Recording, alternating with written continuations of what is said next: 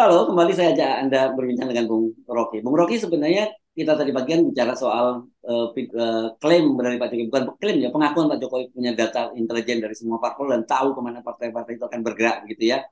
Em, nah, dan sebenarnya ada dua soal dalam forum itu, karena itu forum itu kan disampaikan oleh Pak Jokowi di Rakernas Seknas Jokowi, Sekretariat Nasional Jokowi, ini relawan Pak Jokowi. Dan kemudian kan kemarin-kemarin Anda selalu menyatakan kalau lihat gelagatnya Pak Jokowi ini akan ke kembali ke PDIP karena merasa akan lebih nyaman di sana dan Pak Prabowo akan ditinggalkan. Ya, yang menarik itu adalah kemarin ternyata eh, Seknas Jokowi itu memutuskan untuk mendukung Ganjar Pranowo dan dia secara resmi sebenarnya menyatakan meminta izin pada Pak Jokowi untuk mendukung Ganjar karena dianggap Ganjar yang bisa meneruskan pemerintahannya Pak Jokowi. Tapi Pak Jokowi tidak jawab dan kemudian Pak Jokowi bicara soal soal tadi yang beliau tahu bahwa kemana gerakan partai, data-data informasinya partai-partai dan kemana partai itu akan bergerak. Akhirnya kita mesti lihat mental mental terakhir dari Pak Jokowi sebagai seorang oportunis itu. Dia dieluk-elukkan oleh Gerindra sebagai presiden yang percaya bahwa kepemimpinan berikutnya ada pada Prabowo itu. Kan itu semacam umpan sehingga Pak Prabowo merasa bahwa oke, dia akan menyusun kabinet dengan orientasi visioner berdasarkan apa yang sudah dicapai atau masih harus dicapai program-program Presiden Jokowi itu.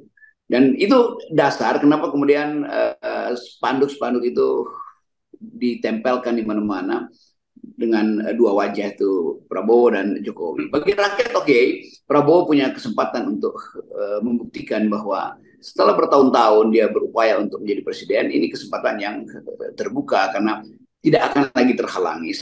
Beda seperti sebelumnya ketika Prabowo 2019 itu menetapkan diri sebagai berselisih dengan presiden, tapi kemudian diadopsi sebagai Menteri Pertahanan tuh. Tapi saya anggap bahwa Gerindra tentu punya poin. Dia menganggap bahwa secara jujur tentu dia mesti mendukung Presiden Jokowi. Dan kalau Gerindra mau beroposisi, dia pasti sudah keluar. Dia sudah cabut beberapa menterinya. Tetapi Gerindra taat asas karena dianggap dia harus meneruskan Pak Jokowi. Dan Pak Jokowi justru yang mengendorse Pak Prabowo tuh. Tetapi sekarang kita lihat betapa Pak Jokowi mulai ragu endorsement dia pada Prabowo. Lalu dia suruh komponen yang paling strategis dari Jokowers ini yaitu Seknas Jokowi pindah ke Ganjar. Kan ini ya buat orang yang menganggap bahwa kalau begitu Pak Jokowi ini betul-betul sekedar mempermainkan psikologi Gerindra tuh, apalagi psikologi Pak Prabowo. Tetapi kita lihat lebih mendasar lagi, memang rasa aman Jokowi itu hanya mungkin sempurna kalau yang dukung dia itu adalah partainya sendiri, PDIP, walaupun dia bersih dengan Ibu Mega. Tetapi dia bisa tukar tambah dengan Ibu Mega, dan Ibu Mega juga mungkin akan masuk dalam pragmatisme dan menganggap bahwa Ganjar boleh di situ, tetapi porsinya Jokowi tidak boleh lebih dari 50% supaya Megawati tetap menganggap Ganjar adalah petugas partai kedua dari PDIP. Kan itu prinsip Megawati. Tetapi Jokowi juga kirim sinyal lain tuh bahwa dia akan tambahkan dukungan pada PDIP kalau elemen-elemen dia itu beroperasi di sekitar kampanye Ganjar. Padahal PDIP sudah memutuskan bahwa Ganjar itu akan diasuh tim kampanyenya oleh PDIP sendiri, bukan oleh relawan Jokowi.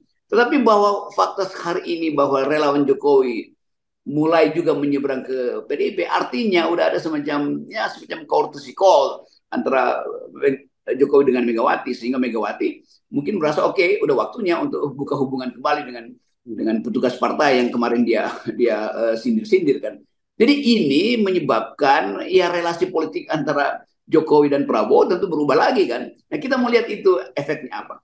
Tapi sekali lagi pesan tertingginya adalah Jokowi tetap tidak merasa nyaman atau tidak punya rasa aman kalau sekedar di asuh atau dijaminkan masa depan politik dia oleh Gerindra. Mungkin juga Jokowi lagi putar otak dan menginginkan ya dua-duanya aja jamin dia. Karena itu sangat masuk akal kalau misalnya Jokowi akhirnya memaksa supaya ada koalisi antara Gerindra dan PDIP Dan itu artinya Prabowo dan Ganjar. Jadi semua hal terbuka akhirnya tuh bahwa Presiden Jokowi memang tidak punya poin untuk minta jaminan dari satu partai besar aja, dari Gerindra misalnya, juga demikian dari PDIP misalnya. Kan dia tetap khawatir kalau head to head antara Prabowo dan Ganjar, ya bisa Prabowo yang menang tuh. Nah ini intinya kecemasan Pak Jokowi itu menyebabkan cara orang melihat pemilu itu betul-betul jadi dangkal tuh. Nah kedangkalan ini yang hendak diatasi melalui debat-debat, dan debat itu akhirnya tidak terselenggara karena orang nggak anggap lagi apa pentingnya debat kalau pada akhirnya Presiden Jokowi yang menentukan hasil akhir pemilu. Ya, dan ini saya kira jadi semacam puzzle ya dari kemarin kita bicara soal adanya bahwa anggaran untuk pemilu pilpres itu hanya satu putaran, kemudian ada keinginan dari PDIP untuk agar para pimpinan partai itu duduk bersama lagi untuk bicara hanya dua pasang calon saja pada pemilu, pada pilpres maksud saya. Nah ini kemudian dilanjutkan soal ini. Jadi saya kira semua ada rentetannya, dan saya kira ini mosaiknya nanti akan semakin kita lihat menjelang pendaftaran calon presiden yang dipercepat juga. Iya itu intinya itu sebetulnya orang akhirnya lihat ini sebagai satu paket. Sebetulnya paket hemat supaya kontrol bisa lebih efisien. Tetapi problemnya adalah Jokowi ada di dalam situasi yang menegangkan secara sosial. Keresahan ada di mana-mana, terutama soal agraria, rempang dan seterusnya. Lalu masih soal ekonomi, daya beli dan kemampuan kita untuk menjalankan perdagangan ekspor impor turun terus. Jadi kita membayangkan di dalam keadaan social base dia itu berkurang, sementara pada saat yang sama ketegangan sosial memuncak. Jadi Pak Jokowi ada di dalam ya duduk di atas bara lah. Nah itu yang membuat dia terus gelisah sebetulnya tuh dengan kembali mencoba untuk bermanuver dan mulai mengancam bahwa sangat mungkin juga dengan kejujuran Menteri Keuangan misalnya pada akhir jujur dalam tanda petik karena di perintah Jokowi, ya nggak usah keluarin anggaran di situ tuh, sehingga harus dipaksa dulu partai-partai ini menentukan koalisi terakhir cuma ada dua partai. Jadi anggaran itu dipakai untuk memaksa partai-partai supaya hanya boleh ada dua calon. Kira-kira itu intinya kan. Kan kalau hanya ada dua calon ya pasti memang cuma satu putaran. Jadi sekali lagi kita mencurigai bahwa Presiden Jokowi mendesain pemilu itu hanya satu putaran dan dia udah tahu siapa yang akan memenangkan karena dia akan rekayasa kemenangan itu. Ya ya. Dan ini kan ini bahaya sekali ya kalau kita lihat ternyata bahwa skenario itu apapun jalannya harus tetap apapun risikonya, apapun cost politik yang harus diambil itu harus tetap terlaksana begitu ya. Kalau kita lihat soal ini kan saya yakin ini bukan persoalan bahwa soal paket hemat Bung Rocky, bukan soal APBN yang tidak tersedia.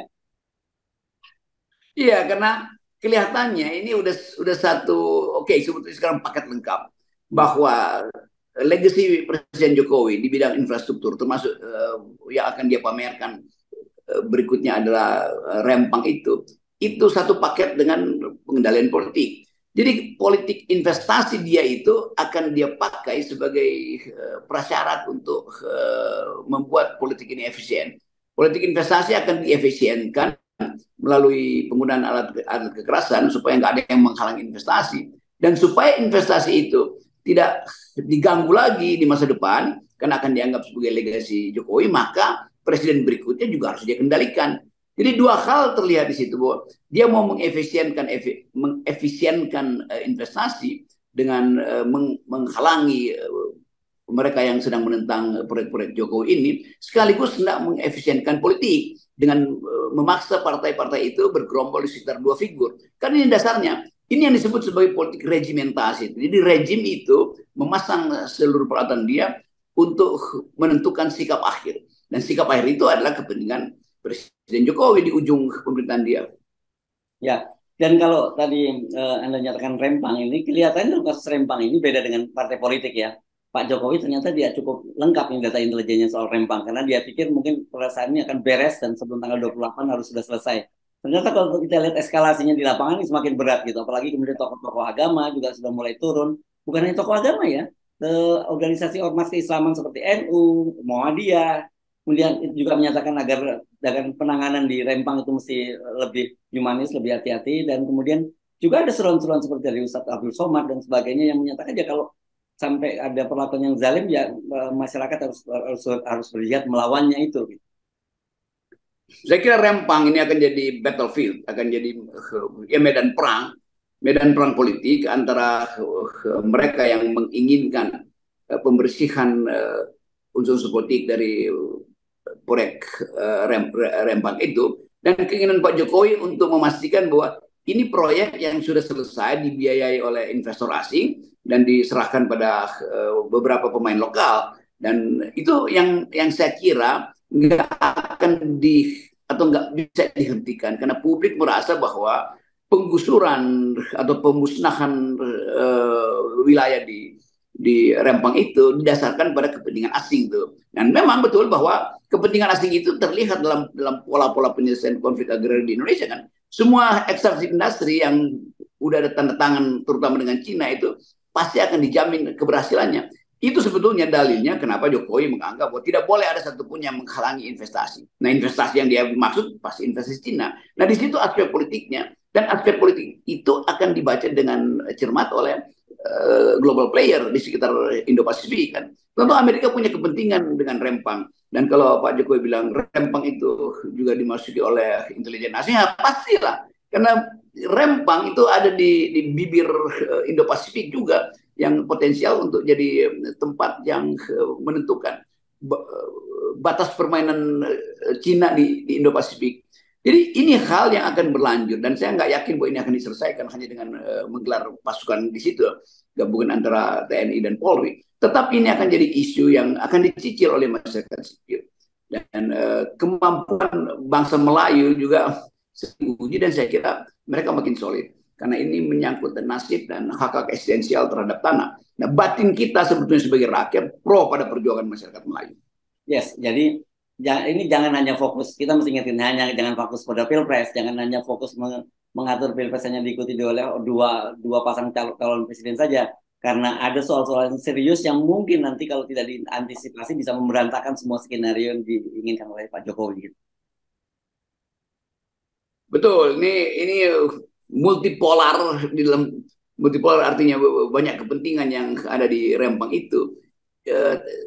Kalau dipetakan itu dengan mudah kita lihat bahwa ketidakmampuan Pak Jokowi untuk mengetahui atau melakukan mitigasi itu yang akan jadi dasar mungkin untuk ya partai-partai politik strategis mungkin menganggap Rempang ini kesempatan untuk menguji grit Presiden Jokowi, sekuat apa sih kapasitas Pak Jokowi untuk memerintahkan supaya industri itu betul-betul dilanjutkan. Sekuat apa Pak Jokowi menghadapi tekanan diplomasi internasional karena menganggap bahwa Rempang itu juga bisa menimbulkan bahaya diplomasi atau bahaya ekologi kawasan. Jadi Rempang ini bukan sekedar soal Melayu, tapi terutama juga dalam konflik global dia akan jadi faktor untuk mempersoalkan ide Presiden Jokowi dengan apa yang disebut industri strategis, yang pada akhirnya juga membahayakan ekologi dan membahayakan diplomasi di Indo-Pasifik. Jadi kita melihat satu paket nanti bagaimana dunia akan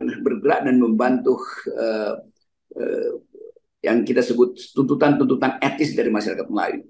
Dan mungkin juga kawasan ini udah mulai diintai oleh diplomat asing atau intelijen asing untuk menguji kemampuan Presiden Jokowi bermanuver pada isu yang paling strategis hari ini, yaitu gabungan antara kemarahan rakyat terhadap investasi yang hanya menguntungkan investor asing dan hak-hak masyarakat adat yang di seluruh Indonesia mulai terancam. Dan itu yang akan jadi faktor baru yang saya lihat dengan jernih bahwa soal Rempang ini akan jadi elemen utama untuk saling tagih-menagih di antara partai-partai pendukung presiden dan mereka yang menjadikan Rempang ini sebagai alat untuk berpolitik secara oposisional. Yes, dan yang ini saya kira yang nggak dibaca oleh Presiden Jokowi ya. Tidak tahu kemana bergeraknya ini. Iya, itu ya saya kira kesimpulan itu. Dan karena itu samar-samar kita lihat apa yang hendak dilakukan oleh TNI yang diperintahkan atau dikerahkan untuk mengawal ketidakmampuan kepolisian. Dan sinyal dari Pak Panglima itu justru mengejutkan publik bahwa Panglima bisa mengambil satu langkah radikal hanya demi kepentingan penguatan maksud dari Jokowi supaya investasi itu bisa dilakukan. Tapi pada psikologi yang sama, saya juga membaca bahwa Panglima TNI menganggap bahwa beban ini kok harus ditampilkan atau dipikulkan di punggung TNI, sementara TNI justru bisa berlawanan dengan rakyat, dan reputasi Panglima atau TNI secara keseluruhan juga akan hancur sebetulnya. Kalau betul-betul TNI datang ke Rempang dan terjadi konflik antara rakyat dan TNI. Dan ini juga dasar kenapa kita menganggap bahwa Rempang itu menjadi tempat untuk latihan segala macam kepentingan di situ tuh. TNI tentu punya kepentingan untuk mempertahankan negara, tapi masuk di Rempang itu terlalu berbahaya. Saya menganggap bahwa TNI berlebihan kalau kemarin betul-betul Pak Panglima itu sedikit mengancam bahwa kami akan piting mereka satu persatu. Itu nggak boleh keluar dari pernyataan Pak Panglima. Semarah apapun atau segelis apapun itu nggak boleh tuh.